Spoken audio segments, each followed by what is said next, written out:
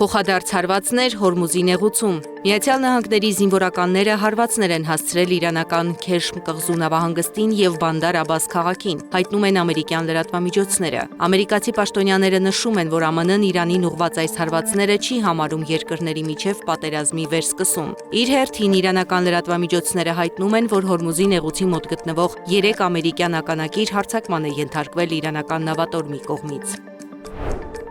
Իրանի նախագահ Մասուդ Փեզեշքյանը հայտնել է, որ վերջերս հանդիպում է ունեցել Իրանի գերագույն հոգևոր առաջնորդ Մոջթաբա Խամենեիի հետ։ Նա հանդիպումը բարձր է գնահատել, ընդգծելով Խամենեիի խոնարհությունը, պարզությունը եւ հարգալից վերաբերմունքը։ Փեզեշքյանը հայտարարել է, որ հանդիպումն անցել է անկաշկանդ մթնոլորտում, իսկ քննարկումները տևել են գրեթե 2.5 ժամ։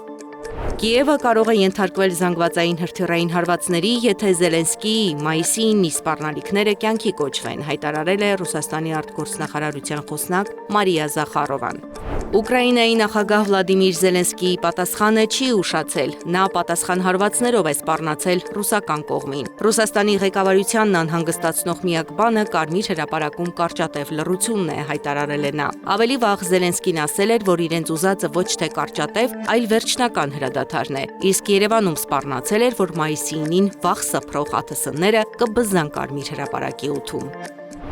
Իսկ ով ներկա կլինի մայիսի 9-ի շքերթին, մենք միջազգային հյուրերի չենք հրավիրել, սակայն որոշ օտարերկրյա առաջնորդներ իրենք են ցանկացել Մոսկվա գալ հաղթանակի օրվա կապակցությամբ, առանց Մոսկվայի հրավերի, հայտնել է Ռուսաստանի նախագահի օգնական Յուրի Ուշակովը։ Նախագահի օգնականի խոսքով Ռուսաստան կժամանեն Աբխազիայի, Հարավային Օսիայի, Բելարուսի եւ Լաոսի նախագահները, Սլովակիայի վարչապետը, Մալայզիայի թագավորը եւ Սերբիայի ղեկավարությունը։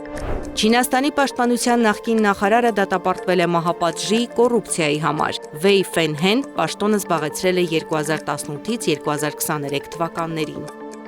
Եվ վերջում Բաքվի կենտրոնում ուխտ է հայտնվել։ Բաքվի կենտրոնական փողոցներից մեկում սյանը կապված ուխտն առաջացրել է անցորդների հետաքրքրությունը։ Զարա Սարգսյան, Անդրանիկ Մանսուրյան, ABC Media։